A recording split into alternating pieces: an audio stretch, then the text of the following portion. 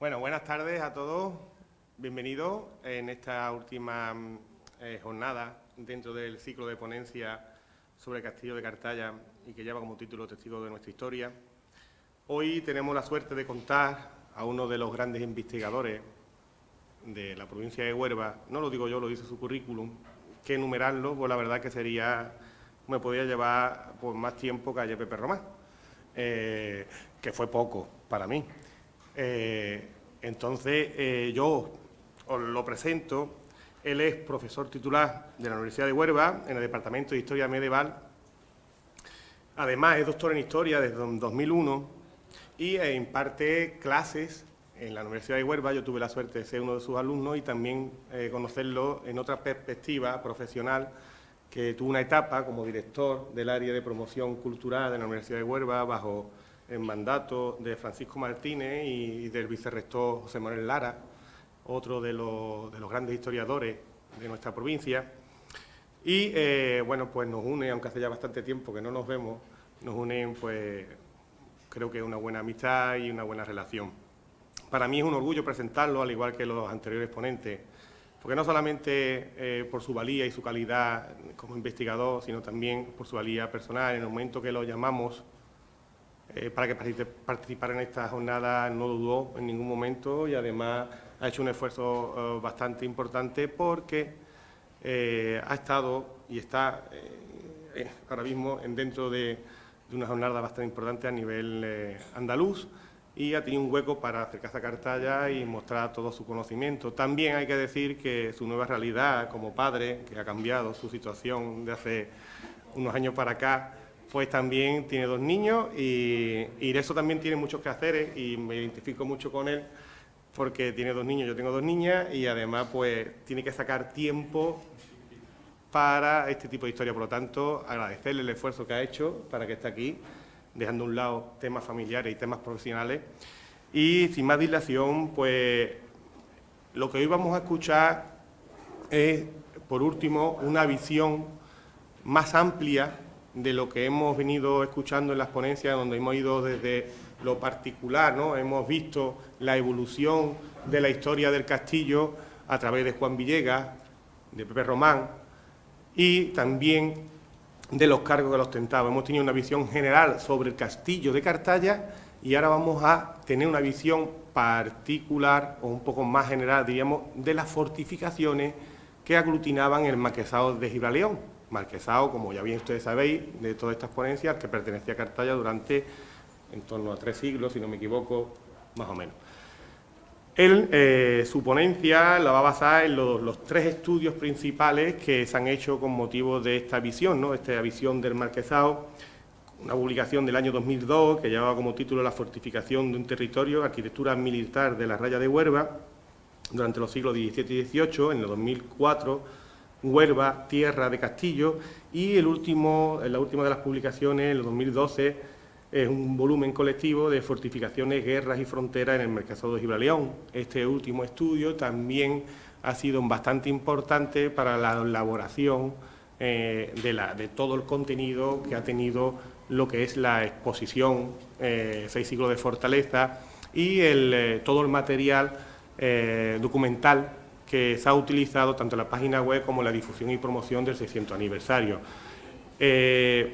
No quiero enrollarme más y quiero darle el protagonismo a quien se lo merece, en este caso, que es Juan Luis Carriazo Rubio. Le cedo la palabra y lo único que os pido es pues, un aplauso para él.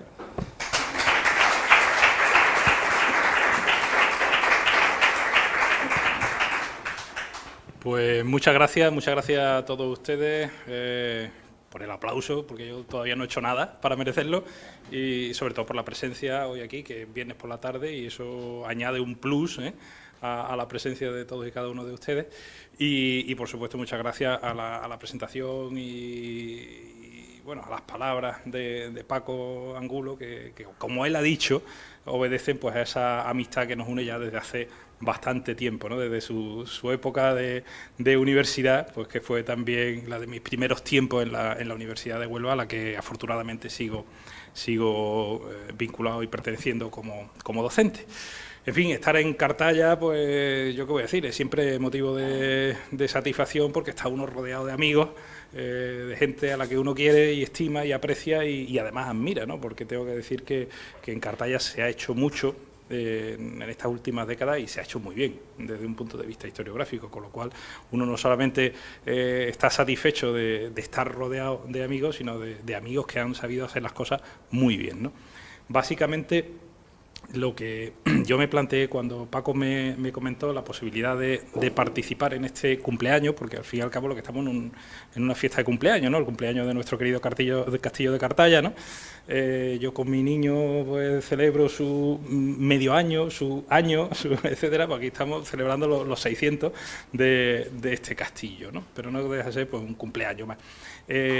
Yo me planteé qué hacer. Evidentemente, bueno, ya ha habido conferencias anteriores sobre la fortificación, ¿no? Donde han podido todos ustedes aproximarse al edificio. Yo lo que voy a intentar hoy es, por una parte, imbricar esa investigación que se ha venido desarrollando durante las últimas décadas en un plano más general, en la investigación sobre fortificaciones durante ese tiempo en la provincia de Huelva y al mismo tiempo también ampliar el foco y no centrarnos solamente en el castillo de Cartaya, sino intentar vincularlo con el resto de fortificaciones y con la investigación sobre esas fortificaciones de esa unidad territorial a la que perteneció Cartaya, que fue el señorío de Gibraleón, que es un territorio con una personalidad bien definida y desde hace mucho tiempo, ¿no? Del castillo de Cartaya hay que decir que tenemos una inmensa fortuna y es contar con documentación. Muchas veces hay fortificaciones,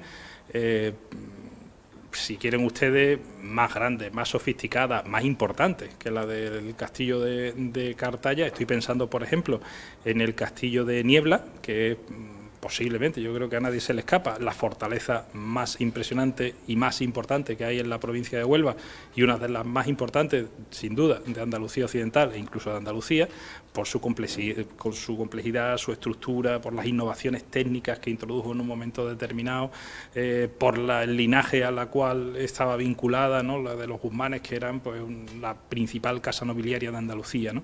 El castillo de Niebla, sin duda alguna, la fortaleza más importante que tenemos en nuestra provincia, y sin embargo no sabemos cuándo se construyó exactamente. Pensábamos que en la década de 1470, pero no tenemos un documento fundacional. En el caso del castillo de Cartaya sí tenemos la fortuna de tener los documentos que nos explican el contexto, la coyuntura, el por qué se construye aquí ese castillo, cuándo, quién lo lleva a cabo, etcétera, etcétera. Eso, aunque a ustedes les puede parecer evidente, en fin, disponer de esa información no es, les puedo asegurar que no es lo más frecuente, ni mucho menos. Lo más frecuente es que no sepamos cuándo se han construido los castillos, qué noble, qué rey los ha mandado a construir, ni cómo, ni tampoco muchas veces el por qué exactamente se construyeron donde se construyeron. Con lo cual, en muchas ocasiones nos movemos en un plano de conjetura. Eso, digo, por fortuna no ocurre aquí, porque tenemos los documentos. Y tenemos los documentos porque se conservan en ese archivo que tienen ustedes en la imagen. Ese es el patio del Hospital de Tavera, en la ciudad de Toledo, que acoge ya desde hace años un archivo estatal, que es la sección nobleza del Archivo Histórico Nacional. Eso es un grupo de fondos que estaban anteriormente en el Archivo Histórico Nacional en Madrid. Básicamente los fondos principales que hay ahí, o de los más importantes, son el Fondo Suna, por ejemplo, donde está la documentación del Ducado de Béjar, ¿no? Y algunos otros fondos. El de Osuna es un fondo fundamental, ¿no?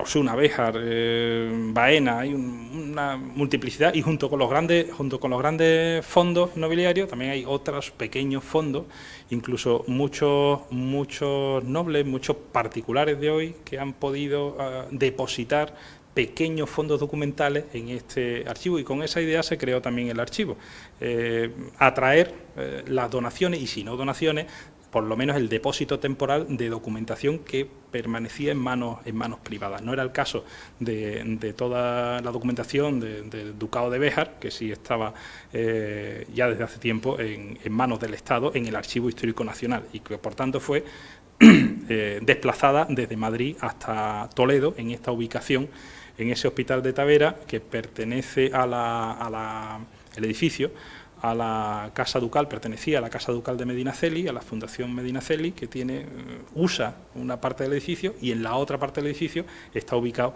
el Archivo Histórico, la sección nobleza del Archivo Histórico Nacional.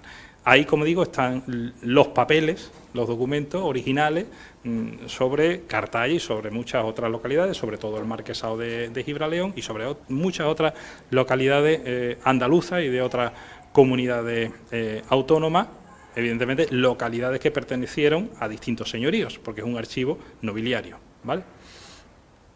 Afortunadamente, ahí se han podido conservar esos documentos. Hay un trabajo que, evidentemente, si hacemos un somero balance bibliográfico, no podemos dejar de citar a propósito de Cartaya, de la fundación y la construcción del castillo, que es el que publicó Gloria Lora Serrano, profesora de Historia Medieval de la Universidad de Sevilla, hace ya pues bastantes años, estamos hablando del año 88, pues ya 30 años prácticamente, ¿no? Tiene este trabajo que apareció publicado en las actas del V Coloquio Internacional de Historia Medieval de Andalucía. En los años 80, al calor de todo el movimiento, de las autonomías y tal, desde principios de los 80 se organizaron estos coloquios de Historia Medieval de Andalucía. Por una parte teníamos los coloquios de Historia Medieval de Andalucía y por otra parte estaban los congresos de Historia de Andalucía y fueron más o menos, los congresos empezaron antes, a finales de los 70 y a principios de los 80, creo que en el 82 fue el primero de los coloquios de Historia Medieval de Andalucía, pero más o menos se solapan en el tiempo, ¿no? Vivieron esa época dorada en los años 80, digo, inmediatamente después y al mismo tiempo, ¿no?, de la primera andadura de la autonomía andaluza, ¿no?, aprovechando ese viento, ¿no?, que traía y ese espíritu, en fin, no vamos a decir, porque y menos en el día de hoy vamos a hablar de afirmación nacional, ni nacionalismo, ni nada de eso, evidentemente que en nuestra tierra afortunadamente no existe, ¿no? Pero sí que existía pues cierta ilusión por recuperar una cierta identidad histórica, un cierto pasado común, ¿no?, en una época de efervescencia social, ¿no? Como digo, en los 80 esos coloquios de historia medieval de Andalucía fueron muy importantes, recogieron trabajos fundamentales, las actas de los coloquios, y ya después en los 90, en principios de los 90, ya dejaron de celebrarse los coloquios. Después se intentaron recuperar los congresos de Historia Medieval de Andalucía, pero ahora mismo tanto los congresos como los coloquios están paralizados, ¿no? Están paralizados. Ya quizás es que la comunidad investigadora no considera tan necesario hacer historia de Andalucía, ¿no?, como podía ser a lo mejor en los años 80. Pero sin duda las actas de esas reuniones científicas pues nos han dejado un volumen de trabajo, como digo, muchos de ellos novedosos, ¿no?, muchos de ellos de entonces profesores jóvenes, gente que estaba haciendo su tesis doctoral o terminando su tesis doctoral, porque ya son muchos catedráticos o incluso algunos ya a punto casi de la jubilación, porque el tiempo pasa de manera inexorable para todos nosotros, ¿no? Pues en una de esas actas, concretamente del quinto coloquio, apareció publicado este trabajo de Gloria Lora, La Fundación de Cartaya, conflictos señoriales en el siglo XV en Andalucía, ¿no? Gloria Lora había hecho su tesis doctoral sobre la casa de Béjar, lógicamente conocía la documentación que había entonces en el Histórico Nacional, porque todavía no funcionaba la sección nobleza de Toledo, ¿no? Conocía la existencia de ese grupo de documentos sobre Cartaya y bueno, y los publicó, y desde entonces tenemos esa referencia. O sea, hace ya bastantes años que la comunidad científica sabe de la existencia de esa documentación y conoce la fundación y las circunstancias que explican la existencia del castillo de Cartaya, ¿no? Traigo aquí dos referencias bibliográficas que me parece que resumen bastante de lo que ha ocurrido en Cartaya durante este tiempo, ¿no?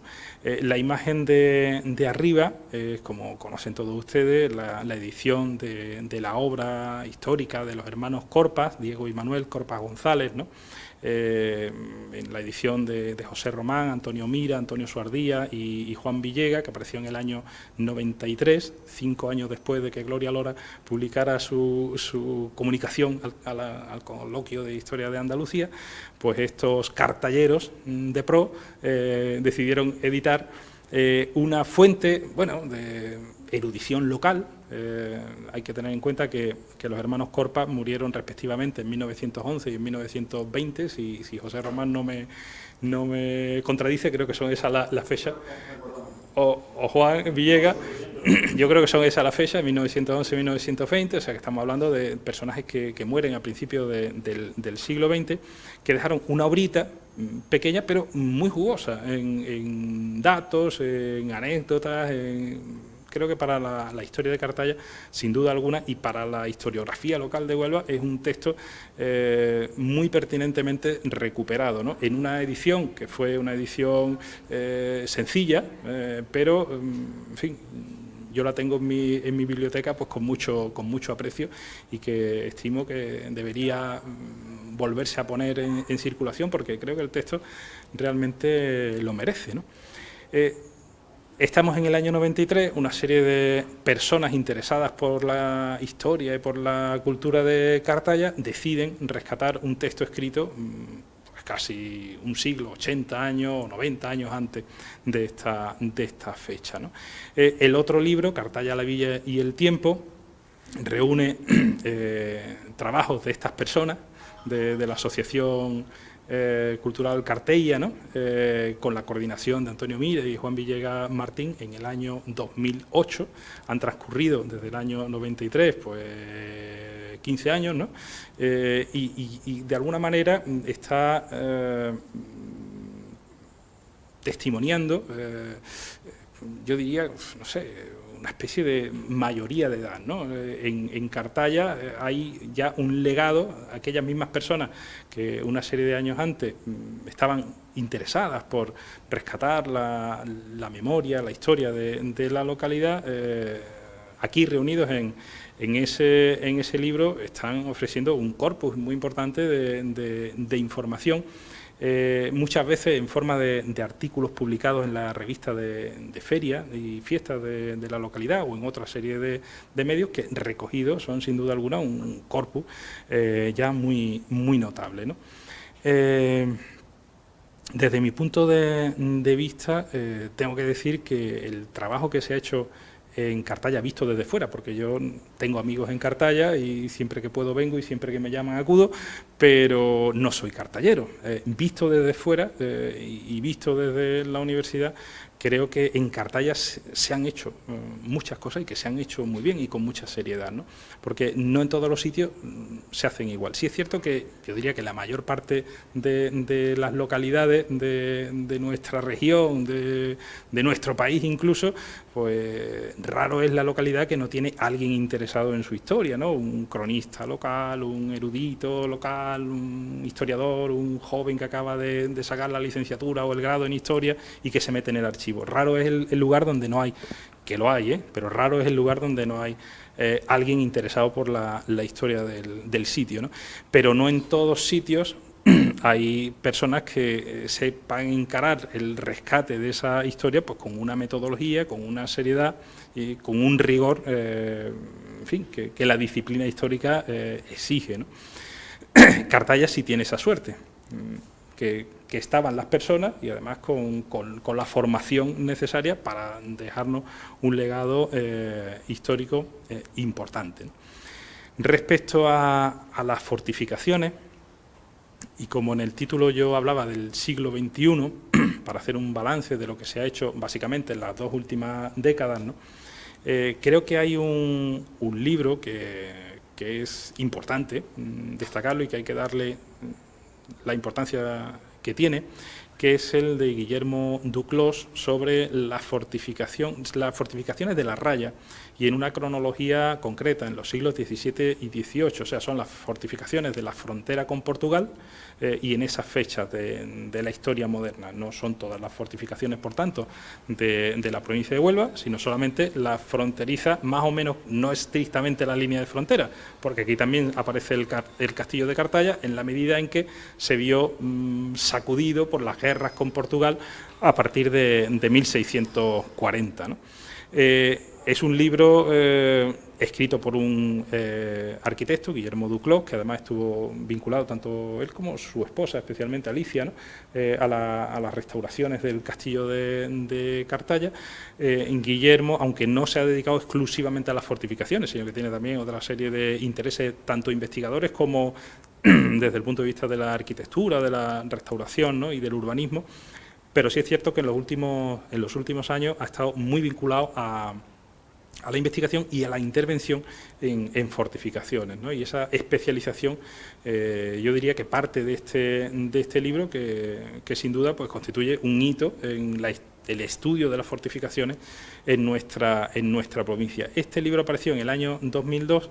Yo tuve la suerte que la Diputación de Huelva, yo creo que a raíz prácticamente de la publicación y de la escritura del libro de Antonio Duclos en la Diputación, una buena amiga que era entonces la encargada de publicaciones, Pepa Feria, ¿no? Me hizo el encargo, porque tengo que reconocer que no fue una iniciativa mía, no es que a mí se me ocurriera hacer este libro, sino que fue Pepa Feria la que me dijo que era necesario hacer un libro sobre los castillos de la provincia de Huelva. Hasta entonces yo no me dedicaba a las fortificaciones, mi línea de investigación es la nobleza, especialmente la nobleza sevillana, gaditana, proyectada hacia la frontera de Granada, era mi línea de investigación hasta ese momento, más que la nobleza onubense, y sobre todo la historiografía. A mí lo que siempre me ha interesado más es la elaboración de crónicas, de textos historiográficos en época medieval, la historiografía nobiliaria, la construcción de la memoria, de los linajes, de la memoria familiar, son mis campos prioritarios de trabajo, ¿no? Pero aquel encargo de Pepa Feria, de mi querida amiga Pepa Feria, pues me puso en contacto con la realidad, ¿no? De que había un conjunto de monumentos que parcialmente, como en el caso que hemos visto hace un momento del libro de Guillermo, ¿no? Se habían estudiado, y en ocasiones, como en el libro de Guillermo, muy bien, ¿no? Pero que carecíamos de un estudio actualizado, de conjunto, sobre las fortificaciones en la provincia de Huelva. Tuve la fortuna de hacerlo con otro buen amigo, compañero de la Universidad de Huelva, José María Cuenca López, que de formación arqueólogo, profesor en la Facultad de Ciencias de la Educación, dedicado a la didáctica del patrimonio, y con alguien que yo entonces no conocía, conocí elaborando el libro, que Nicola Palmieri, fotógrafo de nacionalidad italiana, aunque, en fin, estaba recién llegado a España, y lo cierto es que no se ha marchado, lo veo de vez en cuando, y él sigue afincado en Sevilla, o sea que algo vería en este país para ya no volver a su Italia natal, ¿no?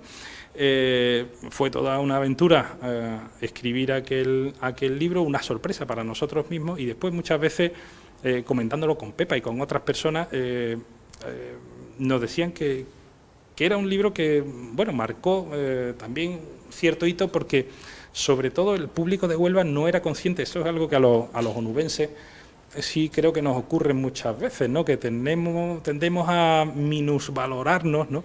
Y desde el punto de vista histórico, patrimonial, especialmente, yo he nacido en Huelva, ¿no? En la Plaza de la Merced, ¿no? Y siempre uno, cuando va a ciudades históricas, monumentales de fuera, dice, bueno, es que en Huelva qué escasito estamos de patrimonio, ¿no? Lo poquito que teníamos, qué mal hemos sabido conservarlo, ¿no? Y cuántas cosas, de lo poquito que teníamos, cuántas cosas hemos perdido además, ¿no? Creo que muchas veces en Huelva no hemos sido conscientes de que sí tenemos cosas que mostrar, que enseñar, que estudiar y que conocer. Quizás este libro, que estaba enfocado no tanto a ser un libro sesudo de investigación, sino a ser un libro accesible para el gran público. De hecho, en el libro no hay notas a pie de página para facilitar la lectura. Se planteó desde un primer momento como un libro profusamente ilustrado, con fotos en color, que fuera un libro atractivo. Sí es cierto que cuando nos metimos en el tema, pues claro, no se pudo hacer un libro exclusivamente de divulgación. La bibliografía, creo recordar que incluía cerca de 400 referencias bibliográficas. Son muchas referencias bibliográficas para un libro de divulgación, ¿no?, donde normalmente deben ir menos. Y aunque no podíamos meter citas a pie de página, pero sí que terminamos metiendo, pues, muchas más citas de las que irían en un libro de divulgación normal, con lo cual tampoco llegó a ser un libro de divulgación. Yo creo que es algo que se quedó a medio camino entre alta divulgación e investigación propiamente dicha, pero que sí nos permitió ofrecer novedades, y de hecho, pues en el libro fue la primera vez que se publicaron algunas imágenes que no se habían editado nunca, ¿no?, sobre todo de planimetría histórica de distintos castillos onubenses, ¿no?, determinados croquis y planos del castillo de Niebla, del castillo de Huelva, del castillo de Trigueros, que no se habían llegado a editar, procedentes del archivo ducal de Medina Sidonia, por ejemplo, se publicaron ahí por primera vez. El proyecto de obra del castillo de San Miguel de Arca de Buey, la primera vez que se publicó, que está en la sección nobleza del Histórico Nacional, la primera vez que se publicó fue ahí, ¿no?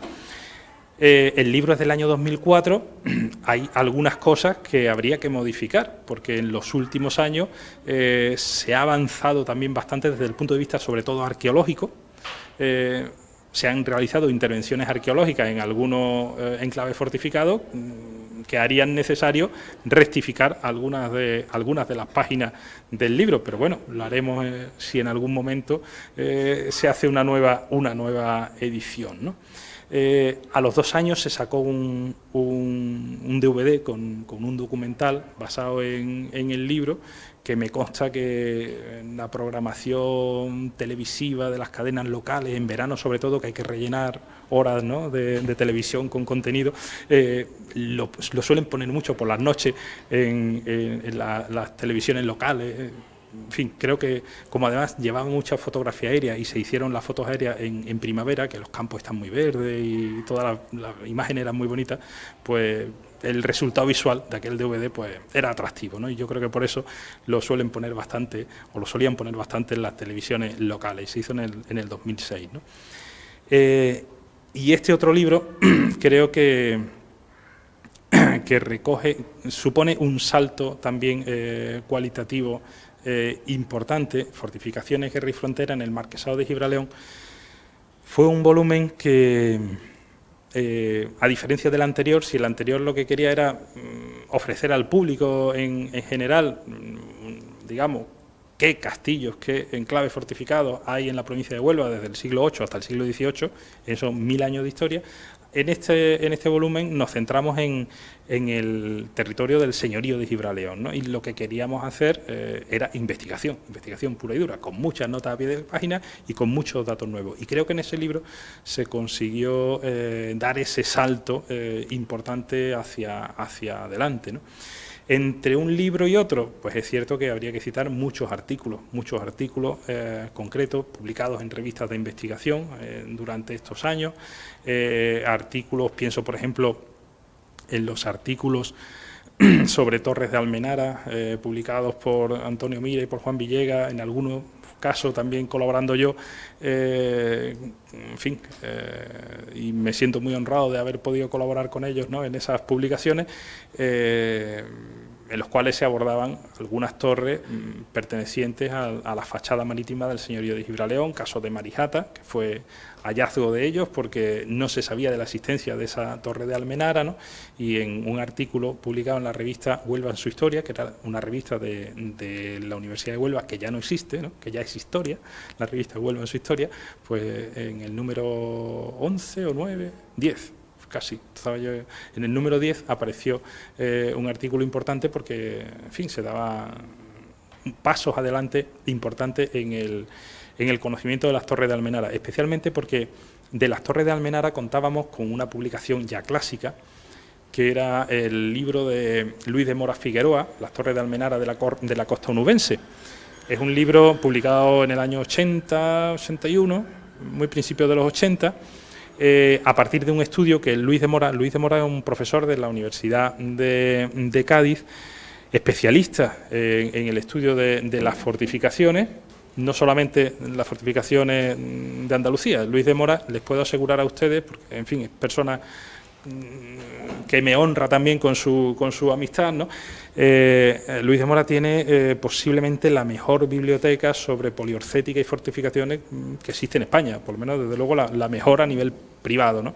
Es un eminentísimo conocedor de las fortificaciones, y no de las fortificaciones exclusivamente medievales, sino de las fortificaciones desde la prehistoria hasta el siglo XX, ¿no? Hasta, en fin, ¿no? los búnkers, los fortines para la guerra nuclear y todo eso también entra dentro de sus intereses personales. Le interesa la fortificación en todas las épocas y en cualquier sitio, ¿no? Y tiene, como digo, un conocimiento muy amplio y una biblioteca absolutamente espectacular. Luis de Mora hizo un libro, un estudio sobre las Torres de Almenara onubense, que fue un clásico, lo publicó la Diputación de Huelva. Él, además, recorrió, a mí me contó en una ocasión que recorrió, junto con dos ayudantes, ¿no?, que iban cargando con los niveles y con todas las cosas que necesitaba para medir las torres, recorrió toda la costa onubense por la orilla y fue visitando todas esas torres y escalando y subiéndose a las torres, midiéndolas, dibujándolas, ¿no? Todo eso está recogido en el libro. Pudo ver algunas torres de Almenara de las que después de él ya nadie ha visto nada. La torre del Asperillo, ¿no?, que eran, él publica la foto, que se ven allí 4 piedras metidas en la arena, y después de esa foto ya no hemos vuelto a ver la torre. Las 4 piedras terminó de llevárselas el mar o de cubrirlas la arena, ¿no? Él, digamos que fue prácticamente el único que vio los vestigios de aquella torre, ¿no? Ese trabajo de campo que hizo Luis de Mora Figueroa pues fue realmente muy innovador, y no solamente hizo el trabajo de campo, sino que hizo un rastreo, una búsqueda documental, como digo, a finales de los años 70, muy principios de los años 80, centrada sobre todo en el Archivo General de Simancas, con la documentación real. La documentación real está en Simancas. Simancas es el archivo que conserva, está a muy poca distancia de la ciudad de Valladolid, en un castillo medieval, una experiencia. Yo les aconsejo, si van ustedes a Valladolid, que se acerquen a Simancas y que hagan una visita del archivo, porque no solamente los fondos documentales, sino el marco, ¿no?, que contiene esos fondos documentales. El edificio es absolutamente espectacular. Es de esos sitios que a un joven investigador en historia pues realmente le motivan y le imponen, ¿no? Cuando tú franqueas la puerta del archivo de Simancas, llegas a la sala de lectura no sé, que te pongan el legajo, que tú te lo devoras, ¿no?, en 5 minutos, porque vas absolutamente insuflado, ¿no?, de espíritu investigador cuando llegas a la sala de investigación de Simancas. Pues en Simancas se conserva la documentación real relativa a las Torres de Almenara, que es la que utilizó y la que publicó Luis de Mora Figueroa. En el caso de las torres medievales onubenses, Juan Villegas y Antonio Mira, y yo con ellos en alguna ocasión también, hemos podido rescatar documentación señorial que complementa los datos que ofrece la documentación real, ¿no? Con lo cual hay torres que Luis de Mora en su trabajo pues no llegó a poder conocer o definir, ¿no? Me refiero pues a la torre de Marijata, la torre de Morla, por ejemplo, que ha sido también objeto después en la zona de Mazagón de un trabajo monográfico publicado en Archivo Hispalense. Son novedades que se han podido aportar a raíz de la investigación de la documentación señorial, que, como digo, complementa bastante y aporta bastante a lo que ya conocíamos sobre las Torres de Almenara. Lo de la investigación es algo inagotable. Los archivos son enormes, los fondos que contienen los archivos son enormes, ¿no? Con lo cual, piensen ustedes que, por ejemplo, el Archivo Ducal de Medina Sidonia contiene del orden de 6 millones de documentos. 6 millones de documentos. O sea, ¿cuánto tiempo haría falta para poder ver? El archivo dispone de un inventario que hizo la duquesa doña Luisa Isabel Álvarez de Toledo, la duquesa de Medina Sidonia, ya difunta, ¿no?, hace unos años. Estuvo pues del orden de 10 años de su vida, 10 años posiblemente, diariamente dedicada y de manera exclusiva dedicada a abrir legajo por legajo y ver qué contenían esos legajos. Y no es un inventario exhaustivo, porque en ocasiones lo que hace es una pequeña sinopsis de lo que aparece en legajo, especialmente. Sobre todo hay una serie en el Archivo Ducal de Medina Sidonia, una serie documental que es espectacular, porque normalmente en muchos archivos nobiliarios no se conserva, que son los libros de contabilidad. En el Archivo de Medina Sidonia están todos, desde principios del siglo XVI, todos los libros de cuentas de los duques, con lo cual sabemos todo lo que se gastó y todo lo que el duque ordenó pagar. Cada vez que se hizo una obra en un castillo del duque de Medina Sidonia, cada vez que se compró un clavo para clavar una madera en un castillo, está ahí el recibo de ese clavo, ¿vale? O sea, el volumen de información que hay en esos libros de contabilidad es enorme. Las posibilidades de investigación son enormes. Ahora mismo, en fin, uno de los retos que tenemos por delante en los próximos años es la investigación del Castillo de Niebla, ¿no? A diferencia de lo que ocurre con los castillos del Marquesado de Gibraleón, que yo creo que ya hemos llegado a un nivel de conocimiento bastante grande y bastante apreciable, del Castillo de Niebla, por ejemplo, que les decía antes, que es posiblemente la fortificación más importante de nuestra provincia y una de las más importantes de Andalucía, no sabemos nada. Es que no tenemos nada publicado. De las murallas sí, de las murallas hay muchas intervenciones arqueológicas y hay estudios de algunos sectores de la muralla, etcétera, pero del Alcázar, de los Guzmanes, del castillo que se construye a finales del siglo XV, no sabemos prácticamente nada, casi nada. No podemos saber la fecha de fundación porque, por desgracia, no tenemos los libros de contabilidad de la década de 1470. Si los tuviéramos, lo sabríamos. Pero sí que tenemos, a partir del siglo XVI, todas las series de contabilidad, con lo cual todas las obras de restauración, de reparación que se hicieron en ese castillo, las tenemos documentadas. Lo que hay que buscar los documentos, evidentemente, hay que echar un ratito. El inventario del Archivo Ducal de Medina Sidonia son 20 tomos manuscritos por la duquesa Luisa Isabel, 20 tomos, cada tomo tiene 600 páginas manuscritas. O sea que multiplican ustedes 600 por 20 y son las páginas manuscritas que tiene. Solamente para leer el inventario completo, la documentación no está ordenada. Digamos que un mismo estado señorial puede tener documentación en el volumen 5 del inventario, en el 9, en el 18, está disperso. Ni cronológicamente, ni temáticamente, ni como suele ser habitual en los archivos señoriales, al menos por estado señorial. Todo lo que sea Medina Sidonia junto, todo lo que sea Marquesado de los Vélez junto, todo lo que sea, en este archivo no, porque este archivo se trajo de Madrid, se descargaron los camiones en el patio y tal y como se descargaron se subieron a las estanterías, o sea que no se pudo ordenar y sigue, lo que tiene simplemente una ordenación, digamos, numérica, ¿no? Legajo 1, legajo 2, legajo 3, legajo 4, legajo 5.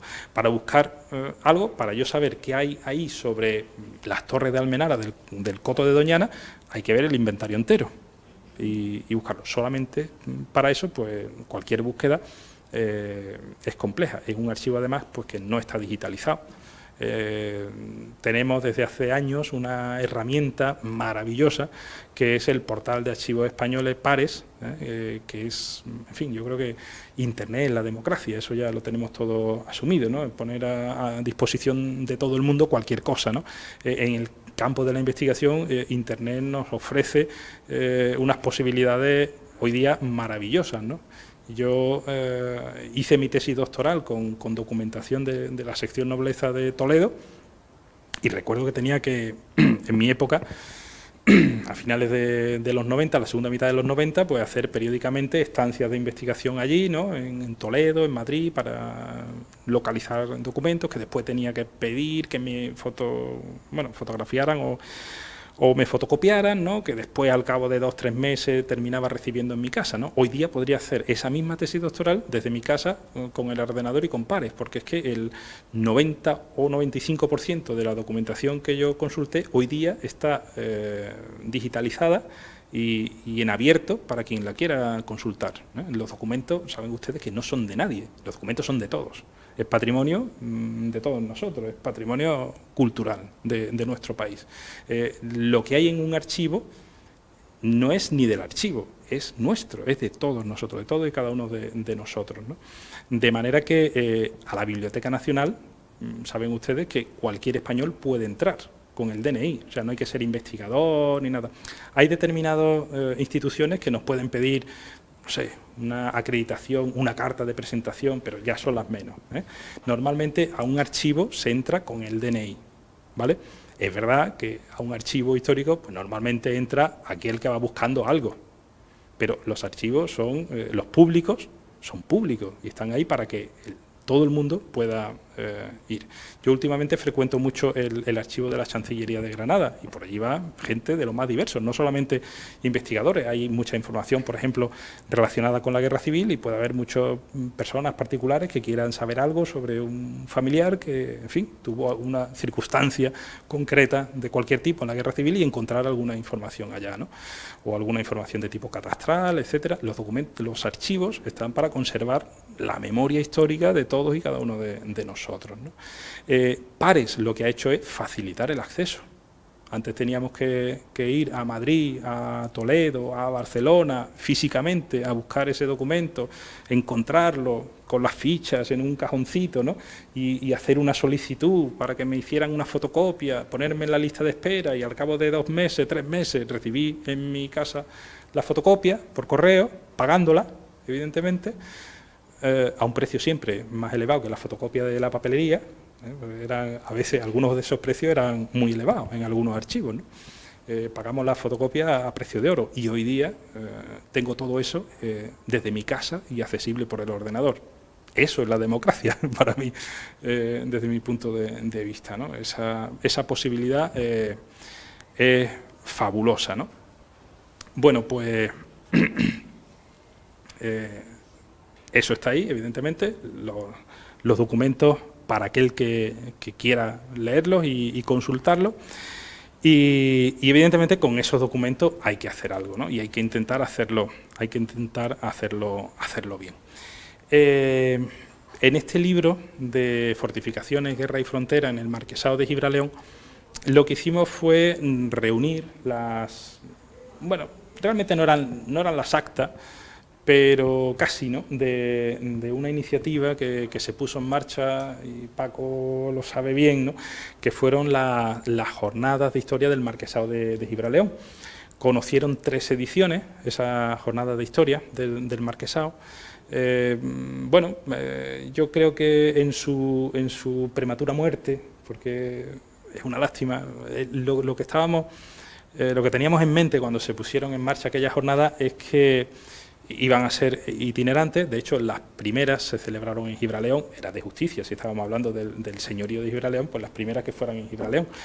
Las dedicamos a las fortificaciones y realmente fue también un hito en Gibraleón aquellas jornadas porque por primera vez mucha gente de Gibraleón pudo visitar el castillo, los restos del castillo. El solar del castillo de Gibraleón era entonces un espacio vedado incluso para los vecinos. De manera que aquello lo ofertábamos como un curso de extensión universitaria de la Universidad de Huelva y se nos matricularon muchos vecinos de Gibraleón porque habíamos puesto el último día una visita al castillo, al solar del castillo, una visita guiada con un arqueólogo que había estado trabajando allí que iba a explicar in situ cómo era el castillo antiguamente, ¿no?, de Gibraleón y los restos que quedaban de él. Y muchos vecinos de Gibraleón nos dijeron que es que nunca habían podido entrar en el solar y que para ello tenían una curiosidad enorme por poder acceder al solar del castillo y que nuestro curso les había dado esa oportunidad. Si hicimos las primeras jornadas de Gibraleón dedicadas a las fortificaciones fue porque, como digo, aquellas jornadas se pretendía que fueran itinerantes, que cada año las organizara un municipio de la localidad. Paco sabe de eso tanto más que yo, ¿no? se hicieron además, yo creo que estaba muy bien pensado el sistema, porque en cada edición colaboraban todos los ayuntamientos. Había ayuntamientos que tenían una mayor capacidad económica y una mayor población, y otros que tenían una menor capacidad económica, de manera que los ayuntamientos ricos, ¿no? Después, al cabo del tiempo, todos fueron pobres, ¿no?, con la crisis económica, pero en aquel momento había ayuntamientos ricos y ayuntamientos menos ricos, de manera que los ayuntamientos ricos ponían más dinero para la celebración de la jornada, los otros un poquito menos, repartiendo entre 7. La jornada resultaba muy económica, y estábamos además en aquellos momentos en la época dorada de los cursos de extensión universitaria, cuando hacíamos cursos de extensión y venían 100 alumnos y más de 100 alumnos a los cursos. Yo he llegado a ver un curso de extensión universitaria, no en la universidad se podían reunir allí 400 y 500 alumnos, pero cuando hacíamos cursos fuera de la universidad y venían 200 personas a un curso de extensión universitaria, ¿no? Era la época dorada de los créditos de libre configuración, ¿no? Un invento, como todos los inventos, inicialmente bueno, pero después pervertido, ¿no?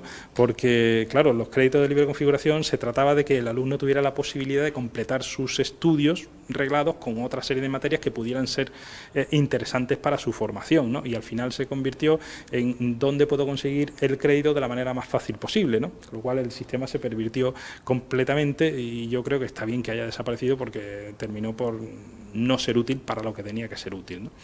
Pero es cierto que al desaparecer los créditos de libre configuración, pues, o quedar como están hoy, limitados a su mínima expresión, ¿no?, se privó a muchas de estas iniciativas de, pues, ese aporte, ¿no?, de gente, por una parte, que hicieran sostenible la actividad, y también, pues, de cierto aporte económico que complementara la inversión que se podía hacer desde los distintos ayuntamientos, ¿no? Y si a eso le sumamos el efecto de la crisis económica, que coincidió en el mismo momento, supuso que todos los cursos de extensión universitaria que la universidad tenía en toda la provincia desaparecieron.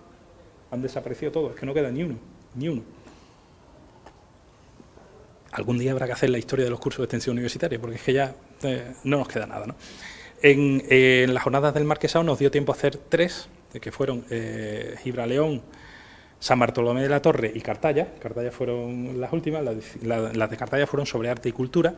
La primera las dedicamos a fortificaciones, y lo hicimos así porque en todos los municipios del Marquesado de Gibraleón había fortificaciones. Era un elemento patrimonial que, digamos, igualaba a los 7 municipios. Cada municipio tenía alguna fortificación que podía traer, que podía presentar, digamos, sobre la mesa, ¿no? Y en San Bartolomé de la Torre lo dedicamos a la guerra, la historia de la guerra y las fronteras del Marquesado, y en Cartaya hicimos arte y cultura. Esta publicación es deudora de las 2 primeras ediciones, digamos, de aquella jornada. No quiere decir que los textos del libro sean exactamente los textos de las ponencias. Hay ponencias que no se vieron reflejadas. Especialmente triste el hecho de que un compañero y amigo que participó, Javier Rastrojo Lunar, arqueólogo que participó en las primeras jornadas, arqueólogo muy joven, de Huelva, que, en fin, tenía que haber podido publicar un texto sobre el castillo de Gibraleón, y una desgraciada muerte en accidente pues lo hizo imposible, ¿no? De hecho, el libro lleva una dedicatoria a Javier Rastrojo de manera, pues, en fin, muy sentida y muy sincera por parte de todos nosotros, ¿no? Porque fue una pérdida humana muy lamentable, ¿no? Y además Javier era un gran investigador, un joven y muy comprometido investigador con la arqueología y el patrimonio de Huelva, ¿no? Este libro, pues, quiso ser también un homenaje a Javier Rastrojo Lunar. Sí creo que el libro contenía importantes aportaciones, por ejemplo, sobre los castillos del Chanza, los castelos del Chanza, que ahora les enseñaré de manera abreviada, importantes aportaciones sobre el castillo del Castro, la identificación de las fortificaciones de la zona de Villanueva de los Castillejos, el Almendro, el antiguo castillo del Castro, el castillo de Espejol, en un trabajo que presentó Juan Aurelio Pérez Macías de la Universidad de Huelva. Aquí también se publicó por primera vez, en fin, un trabajo, el de José Antonio Linares Catela, sobre las intervenciones arqueológicas en la fortaleza de San Marcos de Sanlúcar de Guadiana, Y el libro, en relación con Cartaya, pues reúne un texto también muy importante de Juan Villegas y de Antonio Mira sobre el castillo de la localidad de Cartaya, igualmente pues con importantes innovaciones, ¿no? y datos y con la calidad, tengo que decirlo, Juan, aunque estés presente, que tienen vuestros trabajos y que han tenido vuestros trabajos pues desde siempre, ¿no? Reunía también un trabajo vuestro sobre la torre de Punta Umbría y Marijata, evidentemente, las torres de la fachada del marquesado. Y faltaba en el libro, bueno, por una parte, el trabajo de Javier Rastrojo sobre Gibraleón, y algo que no tratamos nosotros, y fue San Miguel de Arca de Buey. San Miguel de Arca de Buey es, como saben ustedes, una localidad, un concejo de fundación medieval, la Carta Puebla, dada por Álvaro de Zúñiga en 1458, si no recuerdo mal, que había sido objeto de una pequeña atención, pero significativa, en un trabajo ya clásico, un artículo que publicó Antonio Collantes de Terán Sánchez. Antonio Collantes de Terán es profesor, ya jubilado, hace unos años, fue profesor mío y lo recuerdo pues con mucha estima, ¿no? En la Universidad de Sevilla. Antonio, gran especialista en la historia de Sevilla, en la historia de la fiscalidad especialmente, ¿no? Publicó en el año 77 un artículo en la revista Cuadernos de Historia que es tituló Nuevas poblaciones del siglo XV en el Reino de Sevilla, y ahí hablaba de las fundaciones, especialmente las fundaciones señoriales en el siglo XV, entre ellas Cartaya, y también de San Miguel de Arca de Buey. La media página que dedicaba Antonio Collantes a San Miguel de Arca de Buey en ese artículo del año 77, prácticamente es casi lo único que hemos tenido. Bueno, en mi libro de los castillos también había 4 páginas, pero bueno, quitando las 4 páginas del castillo de San Miguel, es que ha sido de lo poco que teníamos de San Miguel de Arca de Buey hasta hace muy poco, ¿no? Hasta que Antonio y Juan le han prestado atención en algunas de sus publicaciones y, sobre todo, hasta que hace nada, ¿no? Hace un par de meses, un mes, ¿no? Mes y medio, mes y medio, se publicó este libro coordinado por Juan Manuel Ruiz Acevedo, aquí presente en la sala, que tengo que aprovechar para felicitarle a usted, caballero, por la iniciativa y sobre todo por la calidad del texto. Yo ya he podido leerlo y verlo y tengo que reconocer que he disfrutado mucho con la lectura del libro y que, por supuesto, recomiendo a todos ustedes que se hagan con él y que lo disfruten, porque a mí, desde luego, me ha hecho disfrutar, ¿no? Conociendo, viendo por escrito cosas que yo ya había podido ver en documentos y desde luego, pues aprendiendo, como siempre, de este grupo de cartalleros comprometidos con la historia de la localidad, en este caso no la localidad de Cartaya, sino el término municipal de Cartaya, con el recuerdo. En el libro es muy importante y hay un volumen de páginas importante dedicado a la antigua población de San Miguel de Arca de Buey, ¿no? Especialmente dedicado a San Miguel, el capítulo de Juan Manuel Díaz Trastallino, que creo que está escrito de manera muy atractiva, ¿no? Seleccionando una serie de personajes concretos del antiguo San Miguel de Arca de Buey. Paco Angulo sabe, en fin, de mi amor por San Miguel de Arca de Buey de hace tiempo, ¿no? Yo, sabéis que hace tiempo que yo tenía intención de haberle metido el diente a este tema, pero, en fin, por unas circunstancias, por otras, pues uno termina liándose siempre y al final lo he visto publicado y oye, pues chapó, porque lo habéis hecho estupendamente bien y tengo que reconocer que he disfrutado mucho leyendo el libro, ¿no? Digo que dedicado concretamente a San Miguel, a la historia de San Miguel, el capítulo de Juanma Díaz Trastallino, y dedicado al castillo, bueno, a la supervivencia, a San Miguel después del abandono de la localidad en 1651, un capítulo interesantísimo de Antonio Mire, de Juan Villegas. Hay otro capítulo igualmente interesantísimo sobre las fortificaciones del castillo de San Miguel y el resto de proyectos, etcétera, de la franja costera, de los mismos autores, de Antonio y de Juan. Y como digo, creo que es un libro que reúne la calidad de la investigación realizada y al mismo tiempo también la calidad material, ¿no?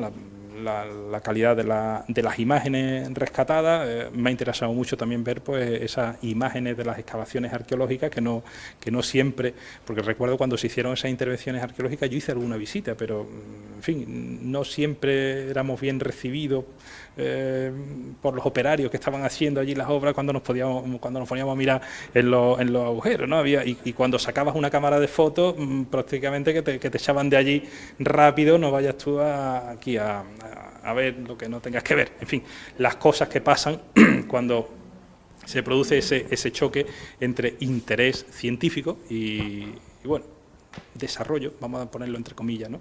Desarrollo turístico, económico, inmobiliario, no sé, un modelo que a la postre se ha demostrado pues que ha llevado a nuestro país a un sitio que posiblemente con más cabeza y a veces con más respeto, ¿no? Por el medio, por el patrimonio, etcétera, pues quizás no teníamos que haber llegado a donde ha llegado nuestra sociedad. Bueno, pues ahí tienen ustedes el libro, coordinado por Juan Manuel Ruiz Acevedo, autores junto a él, Juan Manuel Díaz Trastallino, Antonio Mira Toscano, Antonio Suar Díaz Figuereo. Un abrazo también para Antonio Suar Díaz, que hoy no puede estar aquí por motivos familiares, personales, pero que me hubiera gustado también mucho poder saludar en el día de hoy, y Juan Villegas, ¿no? Yo sí tengo que hacer una crítica, ya que están varios de los autores del libro aquí, tengo que hacer una crítica en abierto, ¿no? y con palabras gruesas, ¿no? Señores míos, les veo en la foto, a ver, la ocasión era para haberse puesto chaqueta y corbata, chaqueta y corbata, y van ustedes ahí con las camisas por fuera, con sandalias. Si han pasado 40 años desde el artículo de don Antonio Collante, 40 años ha habido que esperar desde que don Antonio Collante escribiera las primeras líneas sobre San Miguel de Arcadehuey para que tengamos este magnífico libro sobre la mesa, y salen ustedes de esa pinta en la foto. Es que esto no tiene perdón de Dios, pero bueno, ustedes sabrán lo que hacen, ¿no? Desde luego dedican todo su tiempo a la investigación, no a comprar ropa, pero hay ocasiones en las que merece la pena ponerse la corbata, y esta foto era para haber salido de chaqué. Así que bueno, quitando la broma, yo prácticamente ya me he comido el tiempo, ¿no? de la charla, y no hemos empezado, pero bueno, nada, no hemos empezado, estamos en la introducción, pero bueno, si acaso pues ahora iremos un poquito más rápido. Ustedes no tienen nada que hacer, ¿no? La cena ya la tienen preparada, ya la tienen lista, ¿no? Bueno, pues ya está. Nada, yo no les voy a entretener mucho, solamente señalo una fotillo y ya acabamos. Decía que por una parte quería en la charla hacer una especie de balance, ¿no? Hombre, no puedo ir una por una con todas las investigaciones, he recogido sobre todo trabajos más de conjunto en los cuales participan muchos investigadores. Como digo, pues habría que traer también a colación muchas investigaciones concretas que han salido publicadas en revistas de investigación universitarias, en Huelva Su Historia, en Archivo Hispalense, en la propia revista de la Feria de Cartaya, que habitualmente siempre recoge trabajos de este mismo grupo de personas que ya he citado repetidamente, ¿no? De mucha calidad y de mucho nivel. El balance no puede ser sino positivo. O sea, creo que se ha hecho mucho y que se ha hecho muy bien sobre Cartaya, y en general sobre sobre el antiguo señorío de Gibraleón, que es un señorío, como ya les dije antes, un señorío antiguo, todo lo antiguo que pueden ser las cosas en nuestra tierra, ¿no? Porque cuando uno, es cierto, decía Paco Angulo que estoy en un congreso, me he escapado esta tarde, pero en Sevilla estamos celebrando un seminario internacional de la Sociedad Española de Estudios Medievales, dedicado precisamente al tema de las fronteras. Yo estuve hablando ayer en el congreso y estuve hablando sobre la frontera del Guadiana también, y sobre el castillo de Sanlúcar de Guadiana, que creo que es un caso interesante para traer a colación en un congreso sobre fronteras, ¿no? Decirle a cualquiera de los especialistas que están ahora mismo en el congreso en Sevilla, ¿no? No sé, del País Vasco, de Cataluña, etcétera, ¿no? Que esto es un señorío antiguo de 1304, 1306, se ríen, ¿no? Pues hay un señorío antiguo, un señorío del siglo XI, ¿no? Pero no un señorío de 1300, esto es un señorío para ellos modernísimo, ¿no? Para nosotros un señorío antiguo, porque claro, el fenómeno señorial aquí es mucho más tardío, ¿no? No es el señorío más antiguo, el señorío de Palos es más antiguo, el señorío de Ayamonte es más antiguo, el señorío eclesiástico de Almonaster es más antiguo, pero el señorío de Niebla, por ejemplo, es más moderno. El señorío de Niebla es 60 y pico años más tardío que el señorío de Gibraleón, por ejemplo, ¿no? Aquí lo tienen ustedes, ¿no? El señorío de Gibraleón con esta mancha ocre oscuro y señalado los puntitos rojos de los distintos castillos. Castillos que básicamente se agrupan, yo diría, en dos grandes conjuntos. Por una parte están las fortificaciones del siglo XIV. Hombre, ahí el castillo de Gibraleón es anterior, es una fortificación islámica, pero reutilizada por el poder señorial cuando se instala en Gibraleón. La torre de San Bartolomé de la Torre, la arqueología nos dice que es del siglo XIV, el castillo del Castro, pues básicamente también. Los castelos de la zona del Chanza que tenemos aquí arriba no están bien datados, pero pueden ser, tiene lógica también que puedan ser de esa fecha, en torno al siglo XIV, siglo XV, y las últimas investigaciones sobre Sanlúcar de Guadiana, pues desde el punto de vista de la arqueología, también lo han datado a mitad del XIV. Básicamente son fortificaciones que están controlando el camino, el paso de personas y mercancías por el camino que unía el sur de Portugal, ¿no?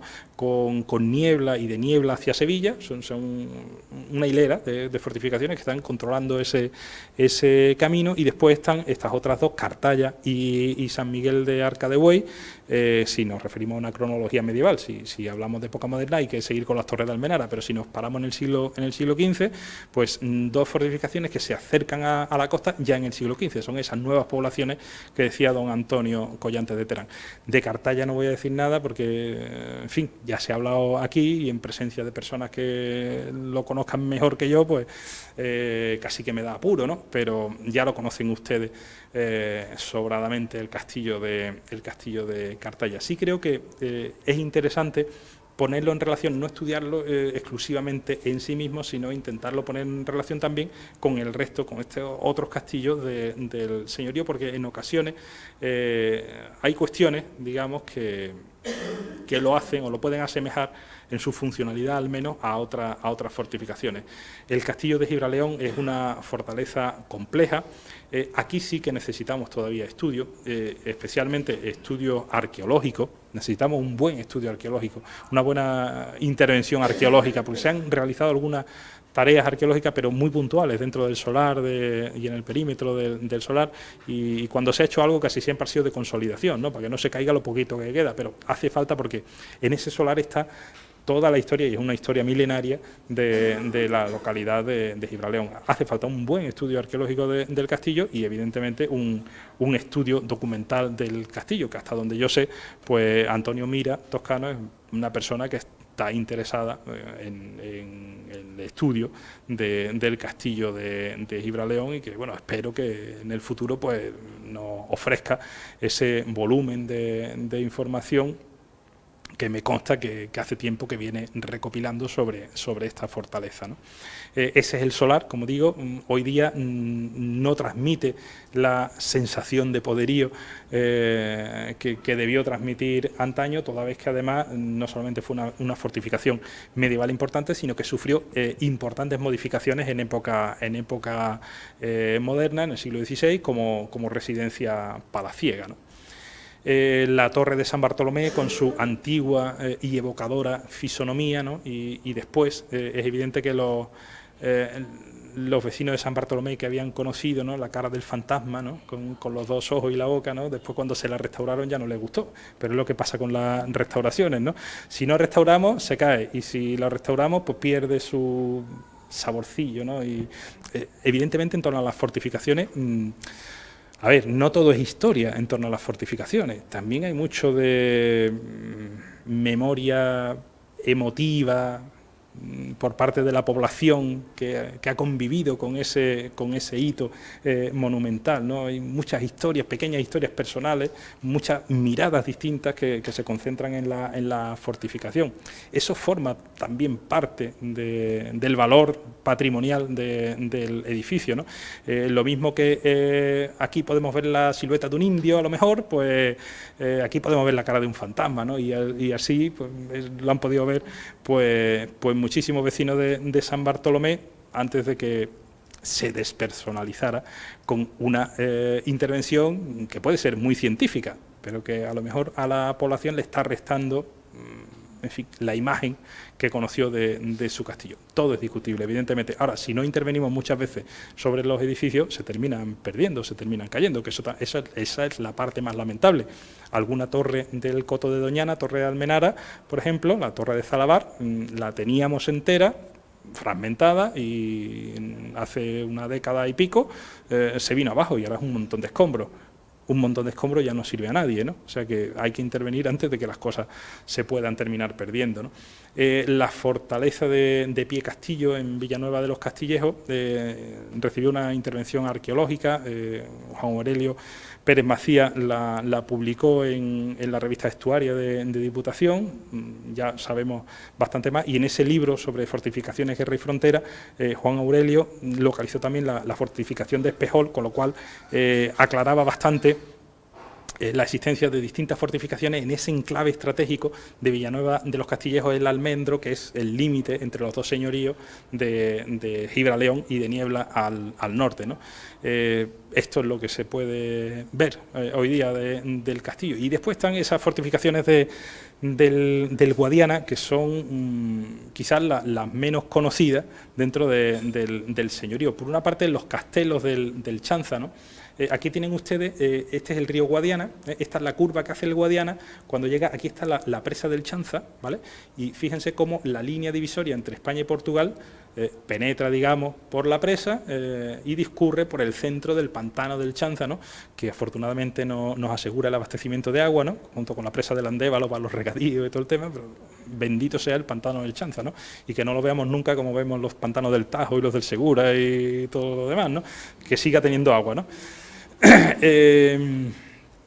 Digo que por aquí discurre la línea y esta especie de península, que en su época evidentemente pues no fue península, acoge dos fortificaciones interesantes que están pendientes todavía de un estudio arqueológico más profundo.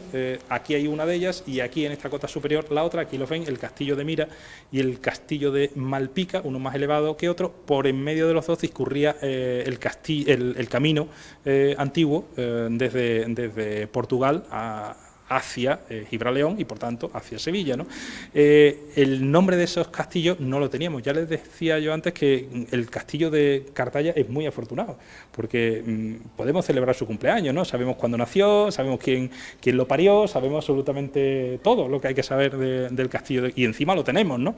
O sea, que no podemos pedir más, ¿no? Afortunadamente, nosotros hemos celebrado su sexto centenario y nuestros nietos pues celebrarán, si Dios quiere, el séptimo, ¿no? Que así sea, ¿no? No todos los castillos tienen la misma suerte. Estos castillos no los conocíamos. Hace 20 años, 25 años, por ejemplo, pensábamos que la frontera fluvial entre Andalucía y Portugal, o sea, desde Ayamonte hasta la confluencia esta con el Chanza, estaba prácticamente deshabitada y que no había ninguna fortificación al norte de Ayamonte, cosa que era muy rara porque en la fachada portuguesa de la frontera estaba el castillo de Alcutín, desde el principio, al menos principio del siglo XIV, final del siglo XIII, ¿no? Y tú mirabas a la frontera onubense, digamos, y ahí no había nada, era una frontera vacía. ¿Qué ocurre aquí, no? Hace 20 años, un poco más, aparecieron estos castillos en tareas de prospección. Al principio no se sabía muy bien si eran de la misma cronología, si no eran de la misma cronología, por qué estaban ahí esos castillos.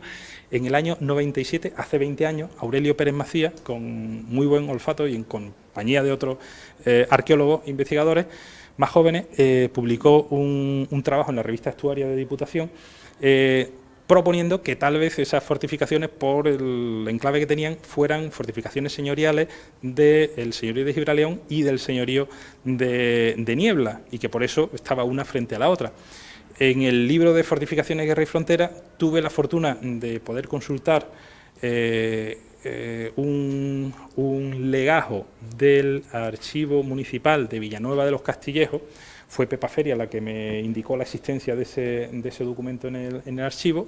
Tuve ocasión de consultarlo y en ese documento se hablaba de las fortificaciones de Malpica y Mira, y se aclaraba que una de ellas, efectivamente, la de Mira, estaba ubicada más al sur y era del señorío de Gibraleón, y la de Malpica estaba más al norte y era del señorío de Niebla, y que entre ellas pasaba el camino que iba a dar a Portugal, ¿no? Vadeando el río Chanza por un sitio que podía pasarse, ¿no?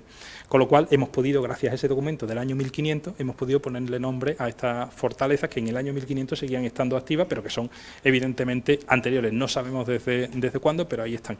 Esto es lo que queda. Están muy maltratadas porque se han hecho labores de aterrazamiento para repoblación forestal, con lo cual las máquinas han terminado de tirar lo que el tiempo no había tirado, pero todavía es posible. Como ven ustedes, se ven la alineación de los muros. Las fotografías son de Juan Antonio Linares Catela, ¿no?, al cual le agradezco que me la dejara en un momento determinado, y por eso puedo mostrársela a ustedes, ¿no? Se ven todavía los enfoscados y en el caso, por ejemplo, del Castillo de Mira, se puede apreciar todavía la existencia de un pequeño aljibe, etcétera, ¿no? O sea, que tienen interés. Y Sanlúcar de Guadiana, en fin. Estamos celebrando el cumpleaños del castillo de Cartaya, pero yo tengo que decir que posiblemente la fortificación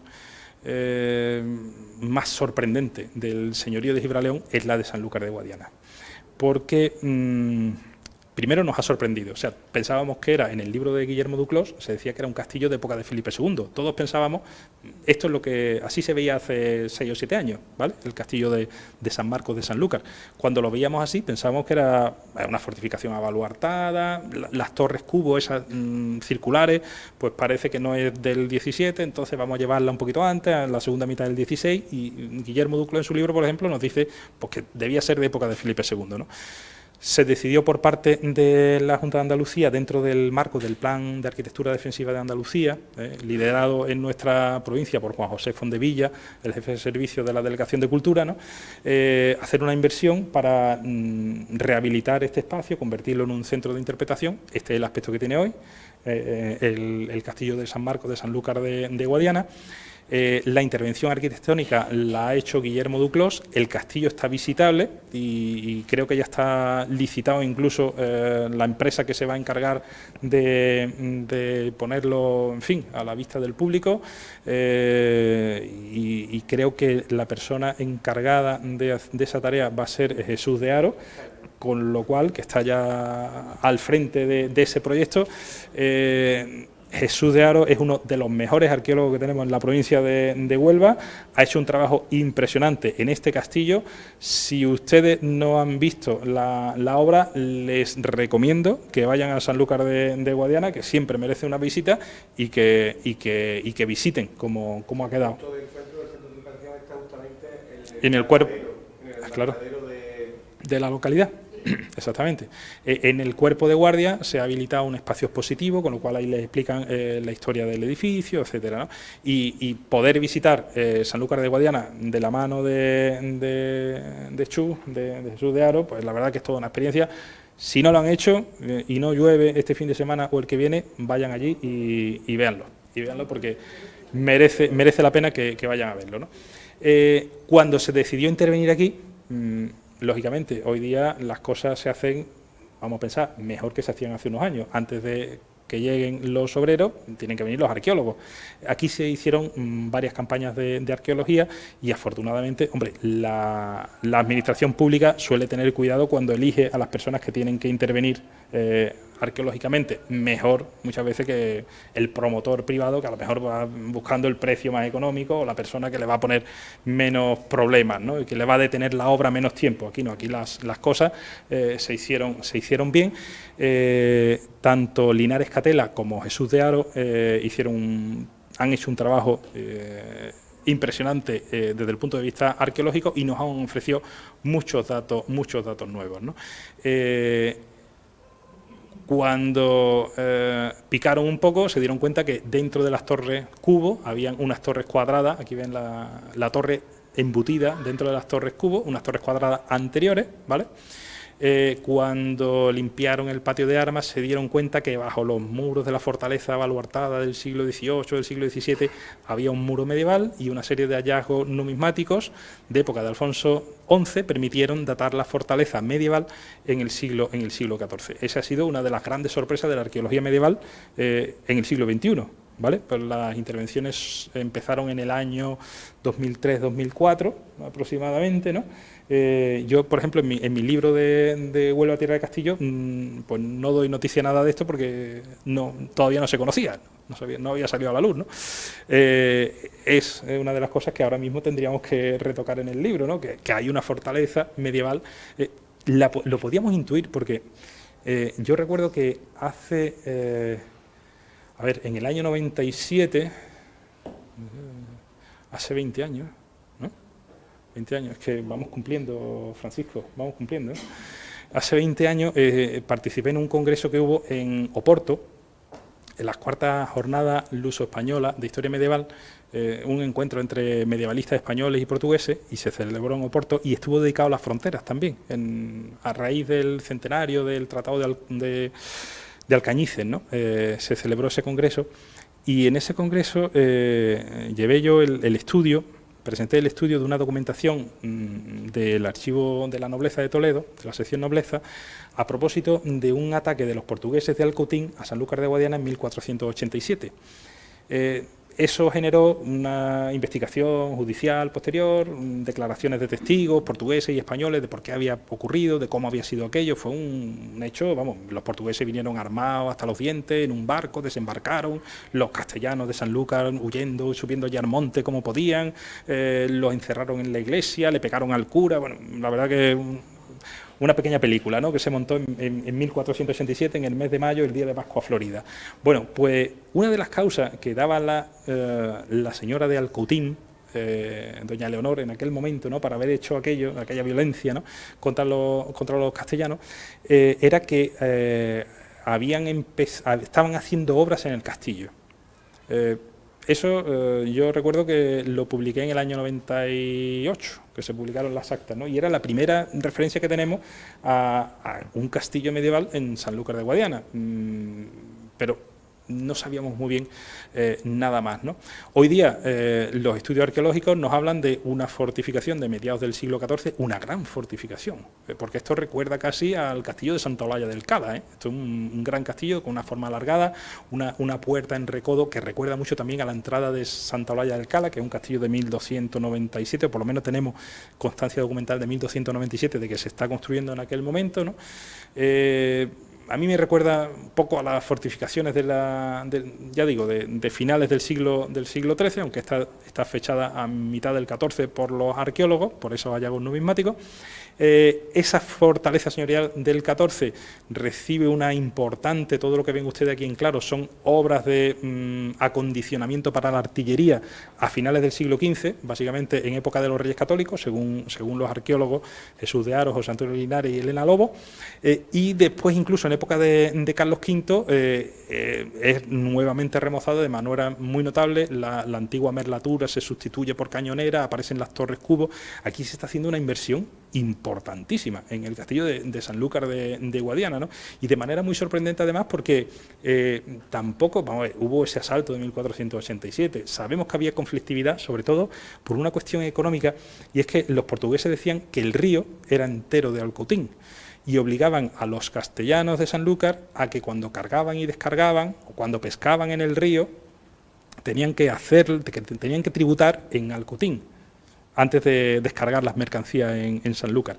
Y especialmente, porque hay documentos que nos hablan de una barca de pasaje, de la misma manera que el castillo de Cartaya se construye aquí para, en fin, controlar un poco y disputar a Lepe el tránsito del río Piedras, ¿no?, y la barca del río Piedras, que había generado también mucho conflicto con el señorío de Lepe. Tenemos otra barca que genera mucho conflicto entre Alcutín y Sanlúcar de Guadiana. Y hay documentación de esa barca de 1500, 1501, incluso de 1591. Hay un documento ya.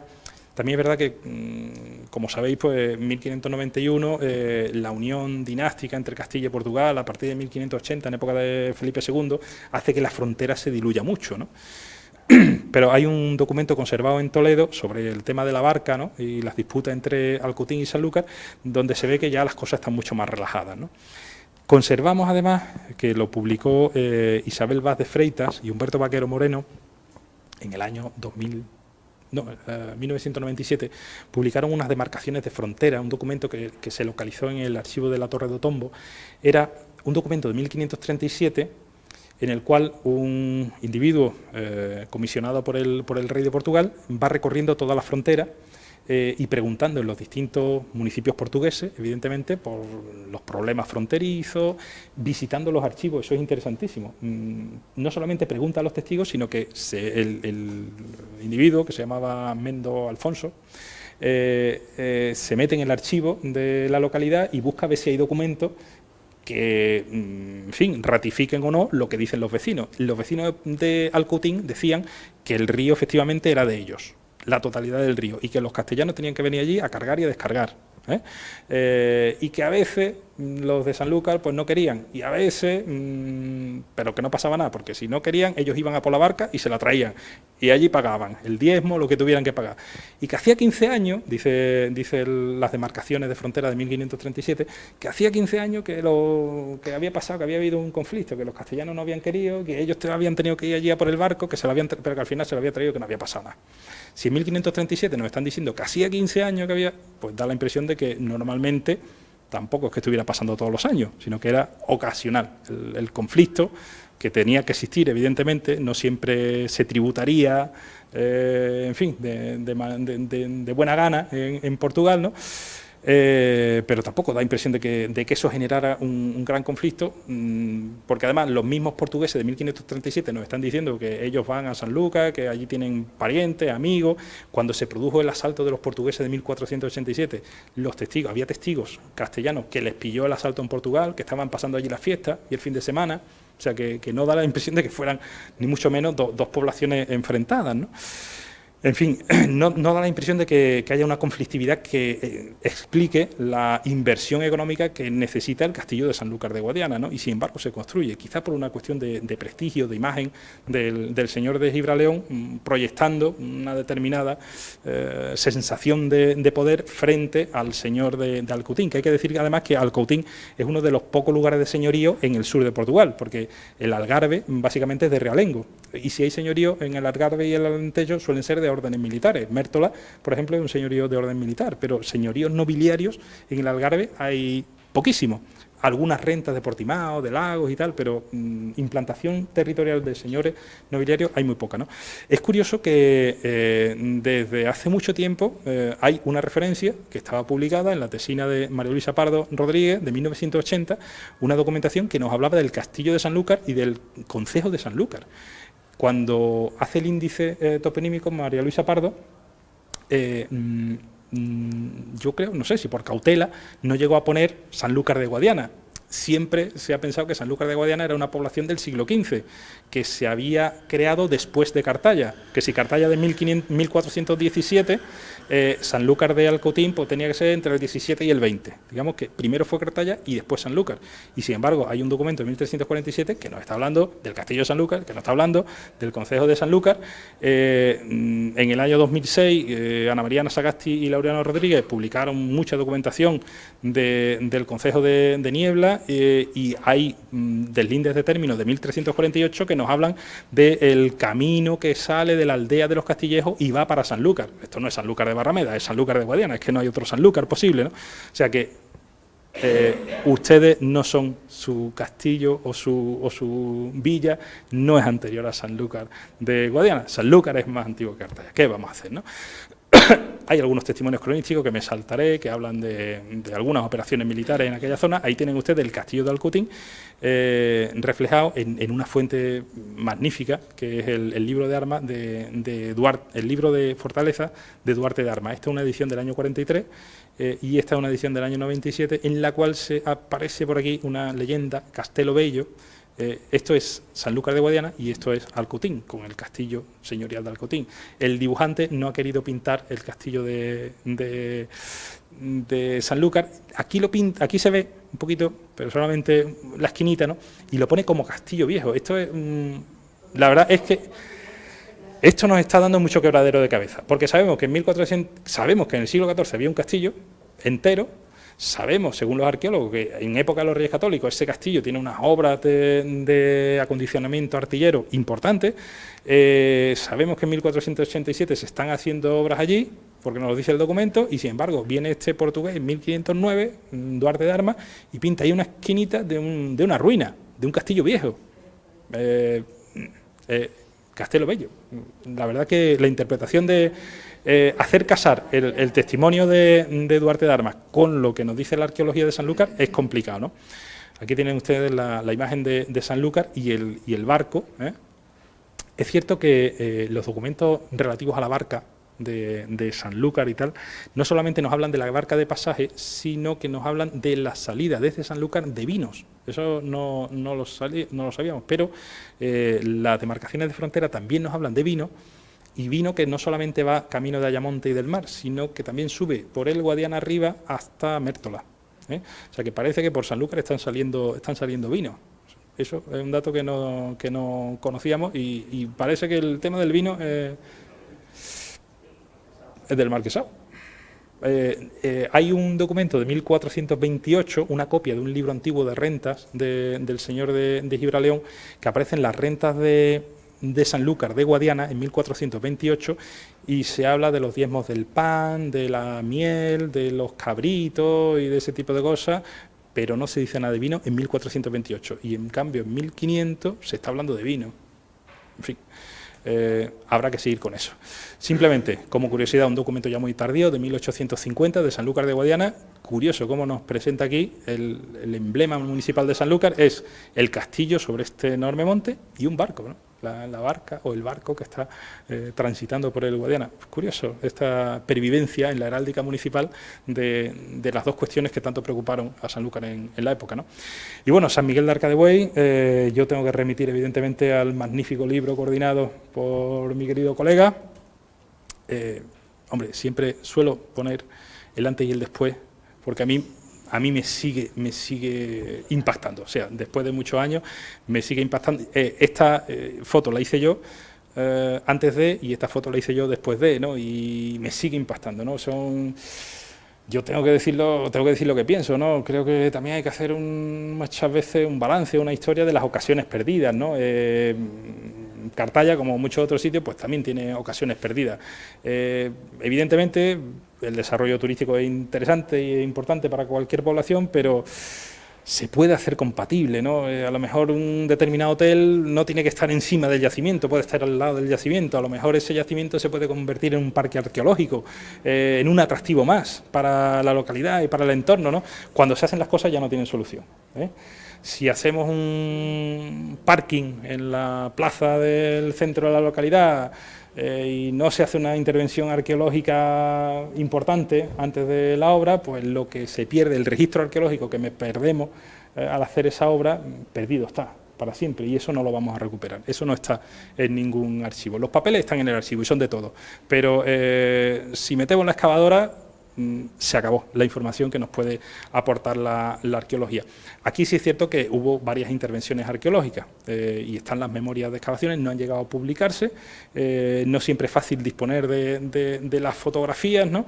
Pero bueno, por lo menos ahí podemos ver lo que quedaba de San Miguel de Arcadebuey y lo que los arqueólogos interpretaron, ¿no? Interpretaron que esos muros que quedan ahí pues muy descontextualizados después, ¿no? Son los muros de la antigua fortificación, gracias al libro del Rompido, pues tenemos mucha más información sobre este castillo por la investigación de Antonio Mire y de Juan Villegas, ¿no?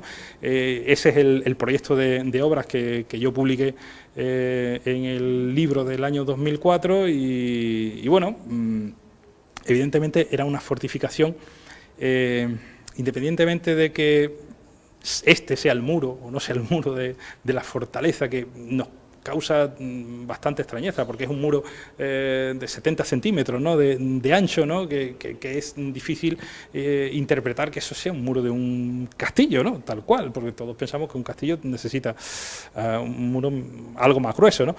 Independientemente de eso, desde luego, la sensación que nos da la documentación del castillo de San Miguel de Arcadebuey es que fue una fortificación muy escasa, ¿no? Para lo que hubieran necesitado los vecinos de San Miguel de Arcadebuey, que a diferencia de los de Sanlúcar de Guadiana, tuvieron que recibir de manera sistemática el acoso de la piratería berberisca o turco-berberisca, ¿no? Durante todo el siglo XVI, con envites que fueron verdaderamente trágicos. Juan María Trastallino lo cuenta pues con mucha viveza en vuestro libro, ¿no? Sufrieron realmente esta gente muchísimo en el año 1558 con ese acto, ¿no? de los piratas que se llevaron a 116 vecinos de Sanlúcar, y eso fue casi el golpe de gracia. Lo que hizo San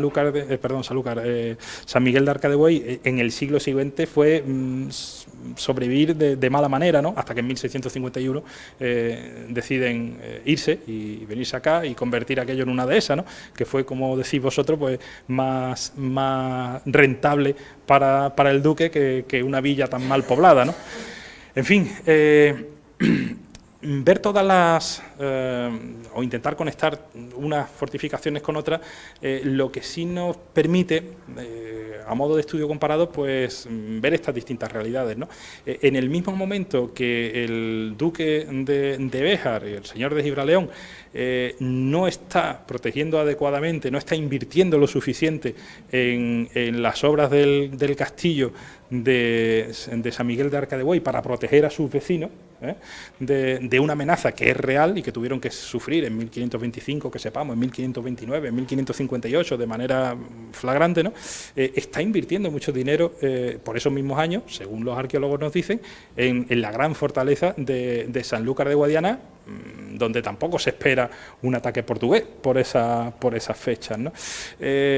Son determinadas disimetrías que quizás tengan que ver pues con una determinada concepción de la frontera por parte del poder señorial, ¿no? Una frontera fosilizada, pero que todavía da prestigio, que es una frontera con el reino vecino, donde hay un rey, donde hay un señor, un señorío enfrente en el que mirarse, que es el señorío de los Meneses, que no eran cualquier familia en el reino de Portugal, ¿no? Los Meneses en aquella fecha, o otro lugar, este otro enclave mucho más fronterizo que el de Sanlúcar de Guadiana, por lo que se refiere a la vida y al sufrimiento y al padecimiento de los vecinos, que frente a Sanlúcar de Guadiana pues no tiene un señorío enfrente en el que mirarse, ¿no? o al que proyectar una determinada imagen, sino lo que tiene pues son esa difusa y al mismo tiempo peligrosas olas del mar, ¿no?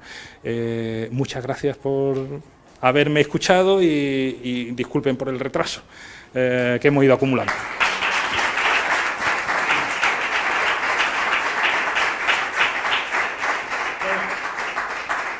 ¿Tenéis alguna pregunta para el profesor? Bien, pues sí. El topónimo Malpica,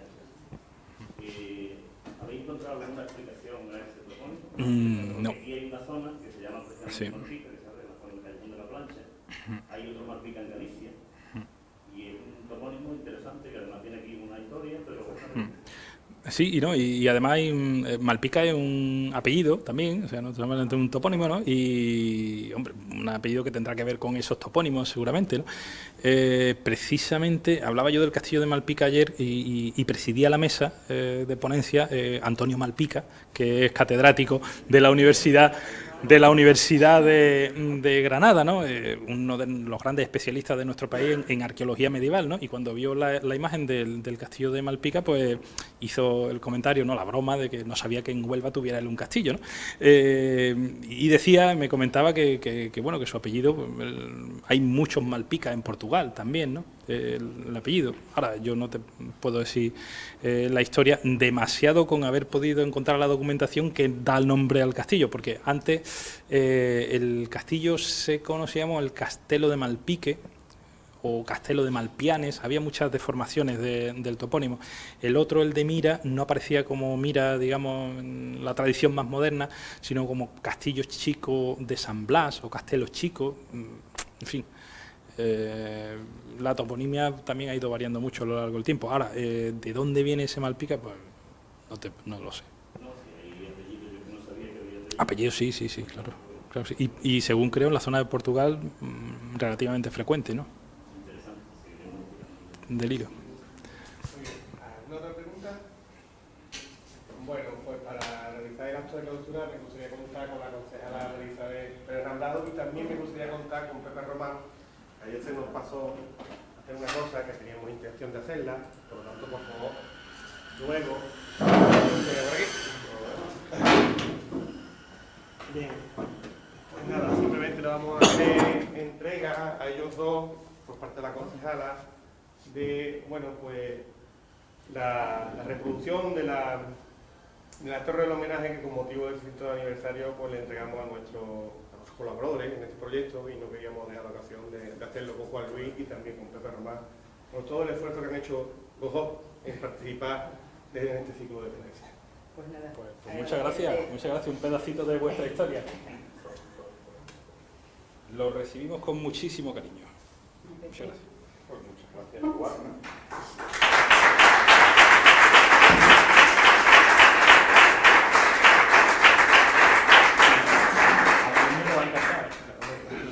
Pero Castillo le encanta. Y a ustedes pues muchas gracias por vuestra participación porque desde luego sin ustedes no tendría sentido, ¿no? Muchas gracias.